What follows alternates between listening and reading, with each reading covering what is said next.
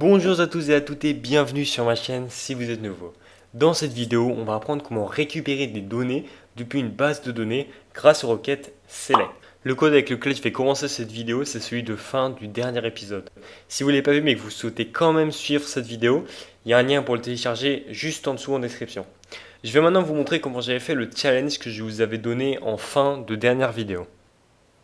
Ce que j'ai commencé par faire, c'est que ici dans ma base de données, j'ai créé une colonne âge donc de type integer qui n'est not nul et je vais donner une valeur par défaut comme dit dans la dernière vidéo car sinon les valeurs qui étaient déjà dans la base de données auraient été nulles et vu qu'on veut que ce soit pas nul, il fallait lui donner une valeur par défaut.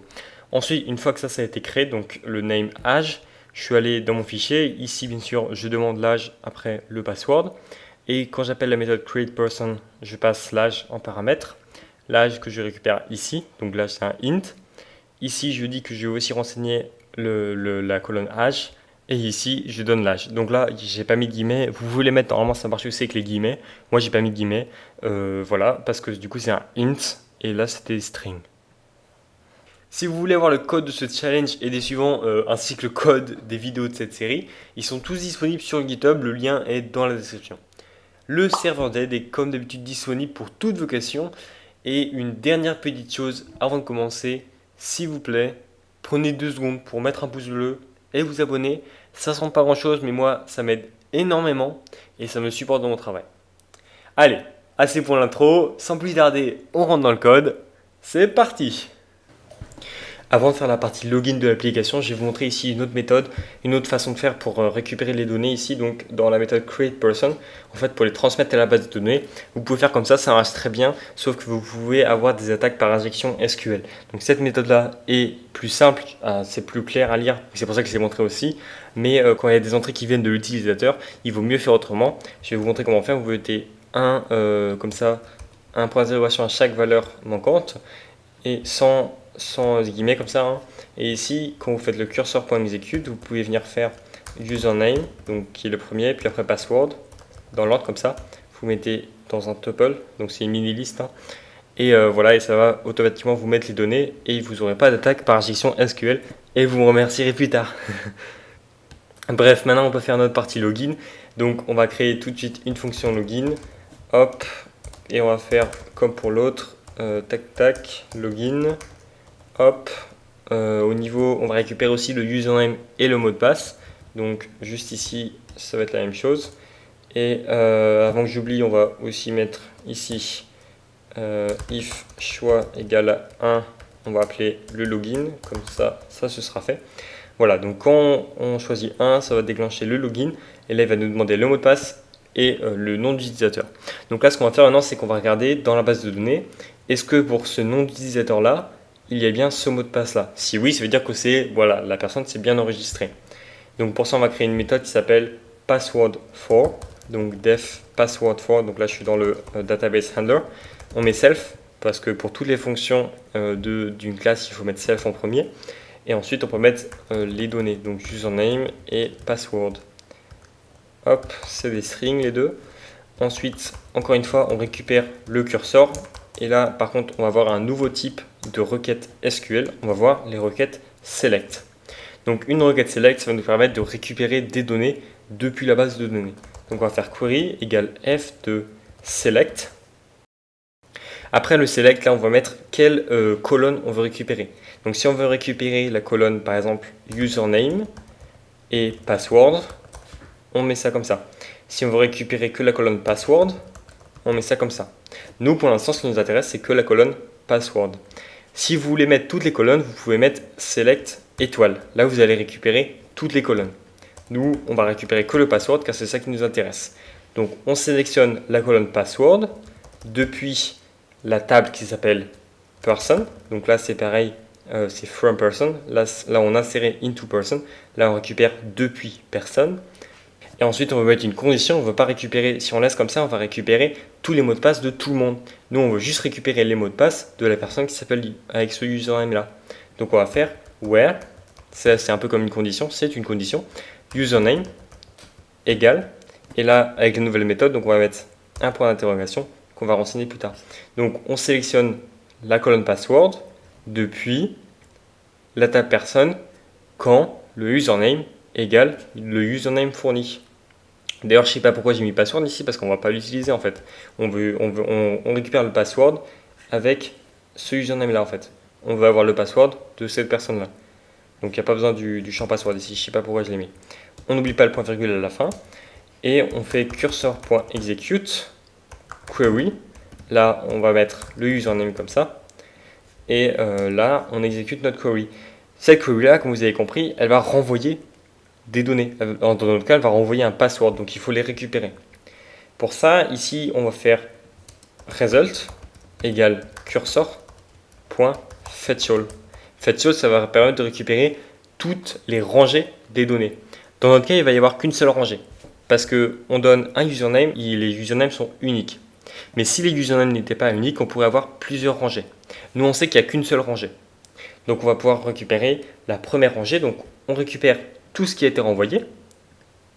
On va pouvoir print ça, histoire de voir ce que c'est. Et on va aussi pouvoir print le premier élément de result, parce que du coup c'est une liste. Et donc ça, ce sera un SQLite3.row. Donc on va le transformer en dictionnaire. Donc je vais faire un troisième print, hein. on va voir tout ça, ce que ça fait. Donc résultat de 0, et on va le transformer en dictionnaire. Vous allez voir, comme ça on va avoir accès aux valeurs plus facilement. Donc on va lancer ce programme, on va juste appeler la fonction maintenant dans le main. Ici, on va faire databasehandler.password for. Là, on met le username. Et du coup, là, on va juste lancer ça histoire de voir les prints qu'il nous met. Parce que là, on a 3 prints, du coup, pour un peu analyser ce qu'on a en retour. Hop, voilà, on lance. On se login. Pour le username, je crois qu'on avait on avait un qui s'appelait Titouan avec le mot de passe coucou. Donc, on va mettre Titouan. Ici, on met n'importe quoi, on s'en fiche. Donc, vous voyez, là, on a nos données. Alors, si on regarde les prints qu'on a fait, le premier print, c'est le print de juste result. Donc, result, on peut voir que c'est une liste d'un truc qui s'appelle SQLite3.rowObject. Donc, ça, c'est ce qu'on lui a dit de renvoyer. On lui a dit de renvoyer des SQLite3.row. Ensuite, qu'on a pris les résultats 0, donc ça nous donne le SQLite3.rowObject. Donc, ça, c'est le même que ici. Donc, ici, vous avez compris, on peut avoir plusieurs SQLite3.row. Et là, après, on transforme en dictionnaire et on a un dictionnaire ici avec la clé password qui renvoie coucou. Et ça va être super utile. On va pouvoir utiliser ça. On va pouvoir faire dict de résultat ici. On va pouvoir faire password pour récupérer le mot de passe. Donc on va faire ça tout de suite. Ici, on va faire return. Donc dict de result de 0. Donc le premier élément du résultat. On sait qu'il n'y en a qu'un seul parce qu'on donne un username et les usernames sont uniques. Et ensuite, on va aller chercher le password. Comme ça. On peut supprimer nos prints. Vous pouvez les laisser si vous voulez, si ça vous aide, ça ne change rien. Donc là, on renvoie le password. Ici, on peut dire qu'on renvoie un string. Donc ça, c'est juste, voilà, ça peut être plus clair après dans Python. Donc là, ça montre bien que vous voulez renvoyer un string dans cette méthode. On en retourne bien un. Et on va pouvoir utiliser ce string dans notre méthode login. Donc si on retourne dans le main, dans le login, ici, on va pouvoir stocker le password égal. Et on va pouvoir comparer les deux mots de passe. Donc, alors on va là juste l'appeler autrement, password db. Donc, if password égale password db. Donc, est-ce que les mots de passe rentrés sont les mêmes? Est-ce que celui dans la base de données et celui rentré est le même? On va faire print login pour l'instant. On va juste voir est-ce que ça marche. Donc, on va pouvoir relancer le programme. Hop. Ah oui, c'est 2 égales, comme ça. On se login, Titouan, coucou. Et voilà, ça nous a marqué le login parce qu'on a bien le même mot de passe. Maintenant, si on essaie de se login avec Titouan et n'importe quoi, voilà, ça ne nous a pas marqué login, on n'est pas rentré dans le if. Ça a bien marché. Maintenant, je vais vous montrer, il y a un petit bug. Si on fait login et qu'on met n'importe quoi ici et qu'on met n'importe quoi ici, voilà, on a une erreur parce que il nous dit index error, list indexed out of range. Ça veut dire qu'il a essayé ici de récupérer l'index 0, sauf qu'il n'en a pas trouvé. La liste était vide. Pourquoi? Parce que le cursor.fetchAll, ça c'était vide. Parce qu'il n'a pas trouvé de personne avec le username qu'on a mis. On a mis un username qui n'était pas présent dans la base de données. Et du coup, il n'a rien renvoyé. Et ça, on va se protéger contre ça. Donc, on va faire une méthode qui va nous permettre de regarder est-ce qu'il y a quelqu'un qui existe avec ce username-là. Donc on va faire def user exists with, donc self username string. Et là, cette méthode, elle va renvoyer un booléen, donc true ou false, qui dit est-ce qu'il y a une personne qui existe avec ce nom d'utilisateur là. Ah oui, alors d'ailleurs, je viens de remarquer ici, on a oublié de close le cursor. Donc il faut bien faire cursor.close, comme ça. Ça évite de, c'est bien pour la mémoire, la RAM de l'application. Ça évite de faire un overflow. Ici, on va faire donc select. Cette fois-ci, on va select all. On pourrait sélectionner un seul truc, mais je vais vous montrer comment. Enfin voilà, je vais vous montrer ce que ça donne. On va faire un select all. Donc toutes les colonnes, hein. Select toutes les colonnes from person where username égale. C'est la même query qu'avant, c'est juste ici que ça change. Et encore, on pourrait laisser comme ça, hein, parce que nous, ce qu'on veut, c'est juste voir est-ce que la liste, elle a une longueur de 0 ou est-ce qu'il y a des éléments dedans. Donc ici, on va faire cursor.execute query username comme ça. Results égale cursor.fetchAll. Et ici, on va regarder return. Donc attendez, on va juste close celui-là. Donc return. Est-ce que la longueur de result ici, est-ce que c'est égal à, est-ce que c'est plus grand que 0? Donc normalement ce sera égal à 1, hein. On peut mettre égal à 1 ici. Est-ce que la longueur de result est égale à 1? Si oui, ça veut dire que ça existe bien, parce que ça veut dire que la base de données a renvoyé une rangée, un row, qui contenait ce username là. Donc ça existe bien. Donc ici, avant d'aller appeler cette méthode-là qui va nous provoquer une erreur, on peut aller vérifier est-ce que l'utilisateur existe bien avec ce username. Donc là, on va utiliser les conditions de Python qui font que si on a plusieurs conditions, c'est celle de gauche qui se fait exécuter en premier. Donc on va regarder if database, vous allez comprendre ce que je viens de dire juste après, database handler.user exists with username. Donc ça va renvoyer un bool. Donc si ça c'est true, et en plus on veut que le password soit égal au password qui est dans la base de données.